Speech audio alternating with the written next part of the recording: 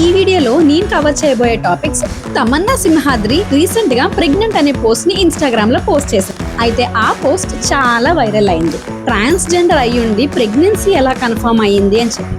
Next topic వచ్చేసి ప్రియుడితో పరారయ్యి 3 నెలలు అయిన తర్వాత ఇంటి సభ్యుల ఇంటికి పిలిచి మరి తన కూతుర్ని చంపేసిన తల్లిదండ్రులు. నెక్స్ట్ టాపిక్ వచ్చేసి అంబులెన్స్ రోడ్డు పైన ఆగింది. అప్పుడు బైకర్లు దేవదూతల్లాగా వచ్చి సిచ్యువేషన్ ని ఎలా సేవ్ చేశారో అన్నది next topic. Hi, I'm Sushma and welcome back to my YouTube channel. Without any further delay let's look into the video. Telugu Bigg Boss 3వ సీజన్ లో పాల్గొన్న తమన్నా సింహాద్రి వరుసగా షాక్లు ఇస్తుంది.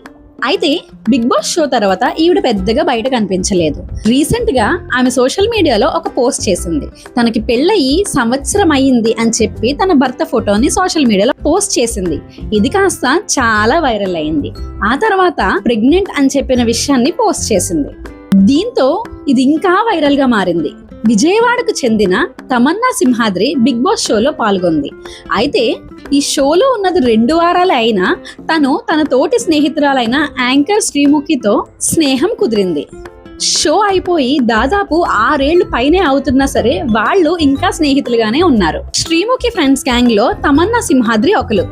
అబ్బాయిగా పుట్టిన తమన్నా సింహాద్రి అసలు పేరు మస్తాన్. గతంలో ఒక ఇంటర్వ్యూలో చెప్పిన వివరాల ప్రకారం గుంటూరులో మస్తాన్ బాబా అని ఒక దర్గా ఉంది. ఆమె నాన్నకు అబ్బాయి కావాలనే కోరిక, వాళ్ళ అమ్మకు అమ్మాయి కావాలనే కోరిక. అయితే తన తల్లిదండ్రులిద్దరూ దర్గాలో మొక్కుకున్నారు. అందువల్లనే అమ్మాయి లక్షణాలతో ఉన్న అబ్బాయి పుట్టాడని ఆమె చెప్పింది. తను పెరిగి పెద్దయిన తర్వాత ముంబై వెళ్లి లింగ మార్పిడి చేయించుకున్నారు. ఆపరేషన్ చేయించుకున్న తర్వాత ఆమె తమన్నా సింహాద్రిగా మారింది. ఇప్పుడు ప్రెగ్నెన్సీతో ఉన్నానని తన సోషల్ మీడియాలో పోస్ట్ చేసింది. ఈ టాపిక్ కాస్త మరింత వైరల్ అయ్యింది. తను ఒక స్పెషల్ ట్రీట్మెంట్ వల్ల తన ప్రెగ్నెన్సీ సక్సెస్ అయ్యింది అని చెప్పి పోస్ట్ చేసింది. తను ఆ పోస్ట్ చేసిన తర్వాత అందరికి వచ్చిన కామన్ క్వశ్చన్ ఏంటంటే, ఒక ట్రాన్స్జెండర్ ప్రెగ్నెంట్ అని ఎలా అవుతుంది అని చెప్పి. జనరల్ గా సైన్స్ ప్రకారం ట్రాన్స్ మెన్ అంటే ఫస్ట్ విమెన్ గా పుట్టి తర్వాత మెన్ గా మారిన వాళ్ళు ప్రెగ్నెన్సీస్ అయ్యే ఛాన్సెస్ ఉంటాయట. బట్ ఈ ట్రాన్స్జెండర్ విమెన్ అంటే ఒక అబ్బాయిగా పుట్టి తర్వాత అమ్మాయి అవ్వాలని అనుకున్న వాళ్ళకి ప్రెగ్నెన్సీ ఛాన్సెస్ తక్కువగా ఉంటాయి. బికాస్ వాళ్ళకి యూటరస్ ఉండదు అండ్ ఎగ్స్ ఉండవు అండ్ ఓవరీస్ ఉండవు. బట్ ఒక ఛాన్స్ అయితే మటుకుంది, యూటరస్ ట్రాన్స్ప్లాంటేషన్ అని చెప్పి. అప్పుడు బాడీలో యూటరస్ ని ట్రాన్స్ప్లాంట్ చేస్తారు. ఇక్కడ తమన్నా సింహాద్రి తన పోస్ట్ లో సమ్ స్పెషల్ ట్రీట్మెంట్ జరుగుతుంది అని చెప్పింది. మేబీ తన యూటరస్ ట్రాన్స్ప్లాంటేషన్ చేయించుకుని ఉండొచ్చు. ఏది ఏమైనా సరే ట్రాన్స్జెండర్స్ అనేవాళ్ళు చాలా స్ట్రాంగ్, చాలా courageous and individuals who live their truth despite challenges. Instead of judging, we should all understand them. చెప్పాలంటే everybody deserve to live their life. అసలు మనం ఎవరు ఇంకొకరిని జడ్జ్ చేయడానికి? సో తను ప్రెగ్నెంట్ అని పోస్ట్ చేసిన పోస్ట్ కి చాలా మంది నెగిటివ్ కామెంట్సే పెట్టారు. అలా కాకుండా maybe we should support them. Okay, నిజంగా తను ఏదో ట్రీట్మెంట్ చేయించుకుని సక్సెస్ అయ్యిందేమో, జడ్జ్ చేయడం మానేసి సపోర్ట్ చేయడం స్టార్ట్ చేద్దాం. కర్ణాటక రాష్ట్రంలోని బెల్గావిలో ఒక యువతి తన ఇష్ట ప్రకారం తన ప్రియుడితో కలిసి తన జీవితాన్ని పంచుకోవాలి అని అనుకుంది. 3 నెలల పాటు అజ్ఞాతంలో ఉన్న ఆవిడిని కనిపెట్టి మరి ఇంటికి పిలిచి చంపేశారు. ప్రస్తుతం ఈ పరువు హత్య తీవ్ర కలకలాన్ని రేపింది. బెల్గావి జిల్లాకు చెందిన సత్యవ్వ అనే యువతి కృష్ణ అనే యువకుడితో ప్రేమలో పడింది. దీనిని ఆమె కుటుంబ సభ్యులు తీవ్రంగా వ్యతిరేకించారు. దాంతో ఆవిడ ఇల్లు వదిలి వెళ్ళిపోయింది. 10 నెలల పాటు బయట రహస్యంగా జీవనాన్ని కొనసాగించారు. ఆ ప్రాసెస్ లో వాళ్ళ కుటుంబ సభ్యులు పోలీస్ కి కూడా కంప్లైంట్ ఇచ్చారు. సుమారు 3 నెలల తర్వాత కర్ణాటక రాష్ట్ర సరిహద్దుల్లో వీళ్ళు నివసిస్తున్నారు అని చెప్పి ఆ తల్లిదండ్రులకి చిన్ని ఇన్ఫర్మేషన్ వచ్చింది. రాజీ కోసం మాట్లాడాలి అని చెప్పి ఆమెను ఇంటికి పిలిపించారు. పాపం ఆవిడ కూడా కుటుంబ సభ్యులు అంగీకరిస్తారు అనే నమ్మకంతో తిరిగి ఇంటికి వెళ్ళింది. కుల భేదాలు సాకుగా చూపిస్తూ ఆమె తమ ప్రియుణ్ణి వదిలేసొస్తే ఈ కుటుంబం తనని ఒప్పుకుంటారని కరాఖండిగా చెప్పారు. దాంతో సత్యవ కూడా తెగించి తనతోనే నా జీవితం, తను లేకుండా నేను బ్రతకను అని చెప్పేసింది. ఆమె నిర్ణయంతో కుటుంబ సభ్యులు తీవ్ర ఆగ్రహానికి చెందారు.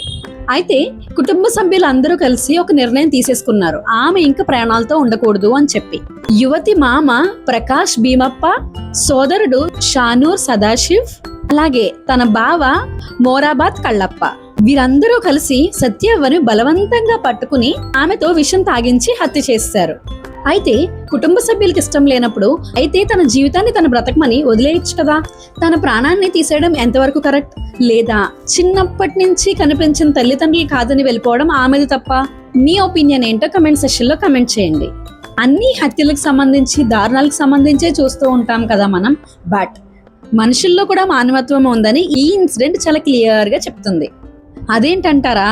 కొన్ని సందర్భాలు మనల్ని నవ్విస్తాయి, కొన్ని సందర్భాలు మనల్ని ఏడిపిస్తాయి, కానీ కొన్ని సంఘటనలు మాత్రం మనలో మానవత్వం ఇంకా బ్రతికే ఉంది అని చూపిస్తాయి. రోడ్డు మధ్యలో ఒక అంబులెన్స్ ఆగిపోయింది. భారీ ట్రాఫిక్ జామ్ ని సైతం లెక్క చేయకుండా బైకర్ల బృందం చూపించిన మానవత్వం అందరి ప్రశంసలు పొందింది. అయితే ఈ సంఘటన ఎక్కడ జరిగింది? ఈ ఇన్సిడెంట్ మహారాష్ట్రలోని ముంబైలో రద్దీగా ఉండే వెస్టర్న్ ఎక్స్ప్రెస్ హైవే పైన జరిగింది. మనందరికీ తెలిసినట్టు ముంబైలో ఉన్న ట్రాఫిక్ జామ్ వల్ల వాహనాలు గంటల కొద్దీ నిమిషాల కొద్దీ ఆగిపోతూ ఉంటాయి.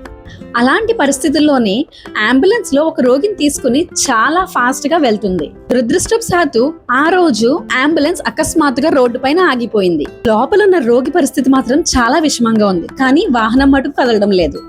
ఆ డ్రైవర్ కి ఏం చేయాలో అసలు బుర్ర పనిచేయడం లేదు. ప్లస్ ఆ రోగితో పాటు ఉన్న బంధువులకి భయం స్టార్ట్ అయింది. కానీ అదే సమయానికి దేవదూతల్లా చేరుకున్న బైకర్స్ బృందం రంగంలోకి దిగారు. జనరల్ గా బైకర్లు అంటే స్పీడ్ గా డ్రైవ్ చేసేస్తారు లేదా ర్యాష్ గా డ్రైవ్ చేసేస్తారు అనే అపోహ మనకు ఉంటది. కానీ ఆ యువకులు మాత్రం ఆ రోజు దానిని తప్పు అని నిరూపించారు. ఆ బృందంలో ప్రముఖ సభ్యులు రోహిత్, సుమిత్ మరియు వారి స్నేహితులు. అంబులెన్స్ డ్రైవర్ కష్టపడడం చూసి ఆ బైకర్లు వెనక నుంచి వాళ్ళ బైక్ సహాయంతో అంబులెన్స్ ని ముందుకు పంపించసాగారు. అంబులెన్స్ ని ముందుకు నెట్టడం అంత సులువైన పద్ధతి కాదు, అందులోని ఎండలు, పైగా ట్రాఫిక్. బట్ ఆ బైకర్ల ఉద్దేశం ఎలాగైనా అంబులెన్స్ ముందుకు నడాలి అని అండ్ రోగి ప్రాణాన్ని కాపాడాలి అని చెప్పి 4 నుంచి 5 మంది బైకర్లు ఆ వాహనాన్ని ముందుకు పంపిస్తూ ఉండగా తన స్నేహితులందరూ కలిసి ట్రాఫిక్ ని క్లియర్ చేసి ఆగారు.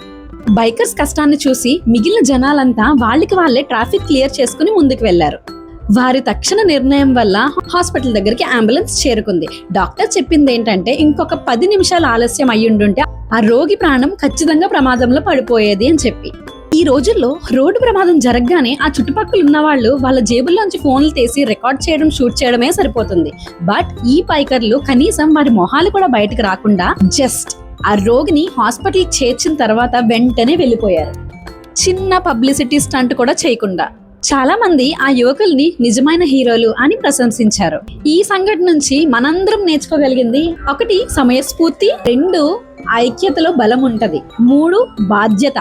సహాయం చేయడానికి ధనవంతులే అవసరం లేదు, సహాయం చెయ్యాలి అనే ఉద్దేశం చాలని వీరందరూ నిరూపించారు. నేను చెప్పాలనుకున్న 3 టాపిక్స్ ని కవర్ చేశాను అని అనుకుంటున్నాను. Thank you for watching this video till here. If you find this video anything informative, please do consider subscribing to my YouTube channel. See you in the next video. ఇట్లు మీ వైజాగ్ పిల్ల Sushma. Bye.